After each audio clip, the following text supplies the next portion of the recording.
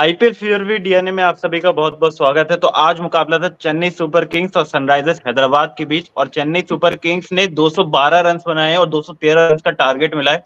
तो अब मुझे लग रहा है कि सनराइजर्स हैदराबाद के लिए काफी मुश्किल रहेगा लव, क्योंकि चेन्नई जैसी पिच पे 200 से ज्यादा रन बनाना बहुत ज्यादा मुश्किल होता है। तो यहाँ पर 213 रन का टारगेट मिलना मेरे को लग रहा है कि मुश्किल है।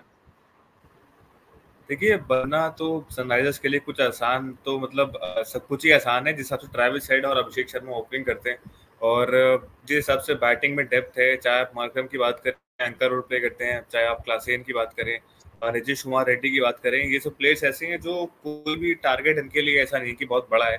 यही टीम है जो 250 से ऊपर स्कोर कर चुकी है, 288 तक पहुंच चुकी है। तो वही चीज़ है कि ऐसा कुछ नहीं है कि बहुत डिफिकल्ट होने वाला है। मुझे लगता है कि चेजेबल है। अब वही है कि जिस हिसाब से कैप्टेंसी रहेगी, फील्ड प्लेसमेंट और बॉलिंग चेंजेस जिस हिसाब से रहेंगे, वो चीज़ बहुत मैटर करेगी। और मेन 4 वर्ड्स जो है वो पथराना के होंगे, वो जो डिसाइडर होंगे, क्योंकि पथराना अपनी इस हिसाब से डेथ बॉलिंग में जो स्पेशलिस्ट बॉलर हैं, 2 ही टीम्स हैं जो जिनके पास प्रॉपर डेथ बॉलिंग के बॉलर्स हैं। एक सीएसके, उनके पास पथराना है, और एक जो आरआर है उनके पास उनके पास तो कमी नहीं है। संदीप शर्मा ले लिए, वहां पे जाके आवेश खान भी डेथ बॉलर बन गए। तो वही वाली चीज है। आज मुझे लग रहा है कि मैच बहुत फंसने वाला मैच है आज का। जी, मैच जरूर फंस सकता है, क्योंकि सनराइजर्स हैदराबाद की बात करें तो हमने देखा है उनको कि चेज करने में मुश्किल तो आती है सामने से। अगर अच्छी बॉलिंग आपको अगर देखने को मिले तो वहां पर आपको दिख सकता है कि ये रन सनराइजर्स हैदराबाद ना बना पाए, क्योंकि अभी हमने आरसीबी वाले मैच में भी देखा जिस तरीके से उन्होंने 200 चेज नहीं हो पाया। और पहला मैच जब केकेआर से था तब भी आपको चेज में वो इतने वो भी आखिरी में आके आपने वो भी चेज मतलब बिल्कुल गवा दिया। तो सनराइजर्स हैदराबाद थोड़ा चेज में दिक्कत उन्हें आती है, लेकिन आज उन्होंने टॉस जीतकर बॉलिंग का ही फैसला लिया था। तो अब देखना पड़ेगा कि इतना बड़ा टारगेट वो किस तरीके से ओवरटेक करते हैं। लेकिन शुरुआत में अब बैटिंग देख लेते हैं चेन्नई सुपर किंग्स की किस तरीके से रही। तो रहाणे इस मैच में भी देखे तो पूरा फेल रहे, 9 रन ही बनाए, 12 गेंदों में 75 का ही स्ट्राइक रेट था। लेकिन गायकवाड़ आज एक अच्छी सेंचुरी मिस कर गए, लेकिन अभी तक देखे तो लगातार 3-4 मैचेस से उनकी फॉर्म बहुत ज्यादा अच्छी चल रही है। आज भी देख रहे हैं तो 180 की स्ट्राइक रेट से 98 रन बनाए हैं उन्होंने, और 3 छक्के लगाए उन्होंने। जी, अपनी दावेदारी वही है कि हर एक प्लेयर जो है वो अब तो दावेदारी पेश कर ही रहे हैं। जयसवाल भी वापस से फॉर्म में आ गए हैं। शुभमन गिल का नाम जो बाहर जा रहा है, तो शायद गायकवाड़ अच्छा परफॉर्म करके अपना नाम बैकअप ओपनर के रूप में लाने के बारे में सोच रहे होंगे। और गायकवाड़ मैं कहूंगा कि काफी कंसिस्टेंट प्लेयर है। मतलब आईपीएल में जब से सीएसके की तरफ से खेल रहे हैं, चांसेस मिल रहे हैं, तब से बढ़िया खेल रहे हैं। सेंचुरीज की बात करें, बना लेते हैं, और मतलब स्ट्राइक रेट एकदम से एक्सेलरेट करना जानते हैं, फिनिश करना जानते हैं, इनिंग्स बिल्ड करना जानते हैं, एंड तक खेलते हैं। कई बार हमने देखा है कि गायकवाड़ 20 ओवर तक खेले। तो वही चीज़ है कि काफ़ी पोटेंशियल इनके अंदर भी, और मुझे लगता है कि वही वाली चीज़ है अपने दिमाग में कि T20 की स्क्वाड अनाउंस होने वाली है, तो एक अपनी दावेदारी पेश करने के लिए ज़्यादातर प्लेयर्स अपनी लिमिट्स को पुश कर रहे हैं।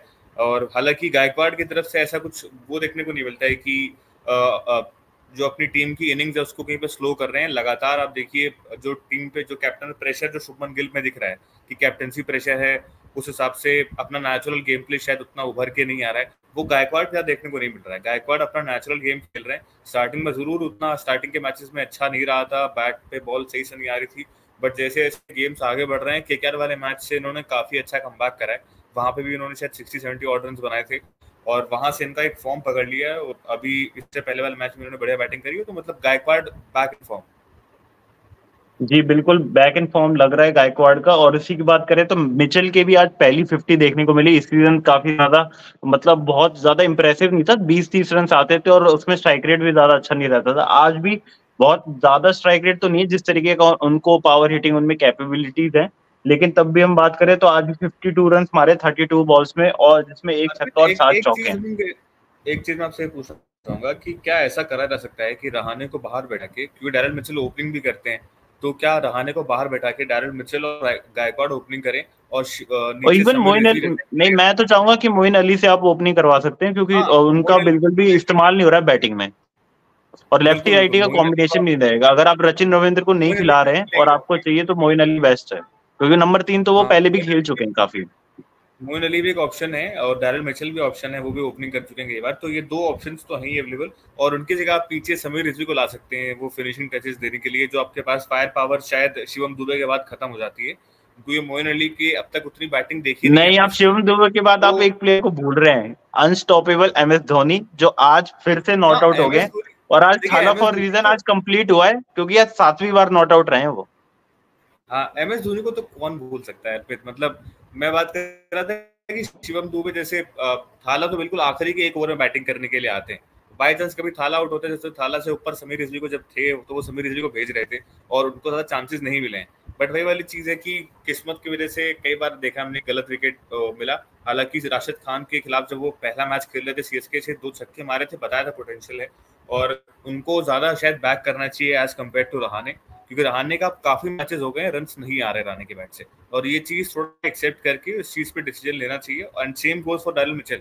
डैरेल मिचेल ने तो फिर भी आज परफॉर्म कर दिया है, तो शायद एक आध मौके और मिले, बट मुझे लगता है रहाणे के लिए थोड़ा कंसर्निंग होता जा रहा है सीएसके के लिए चीज।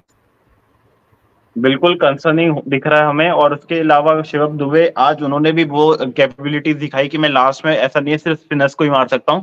जो उन्होंने नटराजन को टेक डाउन किया वो भी बहुत शानदार था, 20 गेंदों में 39 रन। लेकिन अब भी मुझे लग रहा है कि स्कोर 220-225 होता तो और ज्यादा 10 रन कम लग रहे हैं जो ओवरऑल स्कोर में। अर्पित एक कमेंट ले लेते हैं, कमेंट आया है, कौन सी टीम के जीतने के चांसेस ज्यादा हैं? शेखर छेत्री कमेंट है। शेखर छेत्री जी, मुझे तो ऐसा लग रहा है कि सीएसके और एसआरएच दोनों का 50-50 लग रहा है मुझे, क्योंकि एसआरएच की बैटिंग बहुत मजबूत है और सीएसके ने भी एक डिसेंट टोटल बना दिया है 212 के करीब। तो मुझे लगता है कि ये मैच 50-50 रहने वाला है, but still I would say कि 60-40 इन फेवर ऑफ सीएसके। जी हाँ। और आज और MS धोनी का तो अब फिर से अगर हम स्ट्राइक रेट देखें तो 250 रहता ही है। पहली बॉल पे भी चौका लगाया, दूसरी पे उन्होंने सिंगल लेके शिवम दुबे को दिया, तो 5 बॉलों में 2 रन, 250 का स्ट्राइक रेट। तो उनका तो मैं कहूंगा कि ऐसा गोल्डन पीरियड मैंने नहीं देखा जिसमें वो आउट ही नहीं कर पा रहे हैं कोई उनको, चाहे वो 2 गेंद खेल रहे हैं, चाहे 8 खेल रहे हैं, चाहे 10 खेल रहे हैं, अनस्टॉपेबल हो चुके हैं। और आज तो नंबर 7 हो चुका है उनका नॉट आउट में। तो 7 मैचेस में उनकी बात करें तो अब तक 96 रन उन्होंने मारे हैं और स्ट्राइक रेट देखे तो वो भी 250 से ज्यादा का है। तो वहीं अब 250 से नीचे तो धोनी बात ही नहीं कर रहे हैं। बिल्कुल स्ट्राइक रेट तो 250 बिल्कुल उनका चल ही रहा है। और एक बार अर्पित बॉलिंग की भी बात कर लेते हैं, मैं तो कह रहा हूँ, क्योंकि बॉलिंग एक थोड़ा नटराजन, जिनके बारे में हम काफी दिन की तारीफ चल रही थी कि नटराजन जो है काफी बढ़िया कंसिस्टेंटली बॉलिंग कर रहे हैं, अच्छी इकोनॉमी के साथ डाल रहे हैं, आज थोड़े महंगे साबित हुए हैं। लेकिन भाई मैं एक मैच पे जज नहीं करूँ, क्योंकि नटराजन के अंदर हमने देखा है कि थ्रू आउट सीजन उन्होंने परफॉर्म करा है एसआरएच के लिए। आप पहले सीजन से ले लीजिए जब से उनको मौका मिला है, जब उनकी जर्सी पे नट्टू लिखा होता था, इनके कोच का नाम भी इन्होंने कई बार जर्सी पहनी है, तो वहां से परफॉर्म कर रहे हैं। अब तक का कुछ खराब मुझे लगता नहीं कि उन्होंने खराब करा है। लगातार डेथ बॉलिंग भी डालते हैं, यॉर्कर्स इनकी ऑन टाइम है, और मुझे लगता है आज बस ये कह लीजिए कि जो शिवम दुबे ने लास्ट में उनको छक्का मारा ना, वो थोड़ा सा उनको चुभ सकता है। जो उनका थर्ड ओवर था तो उसमें थोड़े से ज्यादा रन थे। बाकी ओवरऑल देखे तो पैट कमिंस लगातार 2 मैचेस हो चुके, पिछले मैच में भी रन उनको लीड कर रहे थे और आज भी देखे तो 4 ओवर में 49 रन गए हैं। तो मेरे लिए ये ज्यादा कंसर्न दिख रहा है। जयदेव उनादकट ने भी जो 19वां ओवर था वो बहुत अच्छा डाला था, एक भी चौका उस ओवर में नहीं लगा था। और शहबाज अहमद ने भी 3 ओवर में 33 रन दिए, तो ठीक है। बाकी ओवरऑल यही है कि जब 200 बनते हैं तो किसी एक प्लेयर पे ज्यादा ऐसा नहीं हो रहा कि किसी एक प्लेयर ने 20 रन का या 16 रन का इकनॉमी दिया है। एक चीज और है कि नीतीश कुमार रेड्डी को जो है वो पूरे अपना स्पेल पूरा करने का चांस नहीं मिल रहा है। मतलब माना कि बहुत ऑप्शंस हैं एसआरएच के पास, बट नीतीश कुमार रेड्डी देखिए बहुत महंगे साबित नहीं होते हैं, और मुझे ऐसी कुछ खराब बॉलिंग विकेट टेकर भी है उनमें, थोड़ी विकेट टेकिंग कैपेबिलिटी तो है। हाँ, विकेट टेकिंग लक जैसा रसल के पास है ना, उस टाइप का लक मुझे लगता है नीतीश कुमार रेड्डी के पास भी है। और स्टिल उनका देखिए 1 ओवर 8 रन, मुझे लग रहा है सबसे इकोनॉमिकल बॉलर है क्योंकि 1 ओवर डाला है। बट स्टिल मैं कहूंगा कि इनको और चांसेस मिलने चाहिए बॉलिंग के, ताकि ज्यादा अच्छे तरीके से ग्रूम हो पाए और एक प्रेशर को हैंडल करने का कहते हैं ना कि एक वो क्वालिटी आ जाएगी, तो जल्दी ग्रो करेंगे और इंडियन टीम में आने के चांसेस ज्यादा बढ़ेंगे। जी हाँ, कुछ इस तरीके का ही अभी सिनेरियो लग रहा है कि पहली इनिंग्स की बात करें तो अगर सीएसके का देखें तो अभी थोड़ा पलड़ा भारी है, लेकिन ओवरऑल हैदराबाद हमने देखा है कि कुछ भी कर सकती है। तो आज उनको अपने लिए अगर चाहते हैं कि प्लेऑफ की रेस में वो आगे रहें, जो कि अभी देखा जाए तो वो वैसे ही टॉप 4 में तो है ही, लेकिन सीएसके के लिए ये जीत बहुत जरूरी है, वरना उनको लगातार हर मैच जीतना जैसा सिनेरियो हो जाएगा।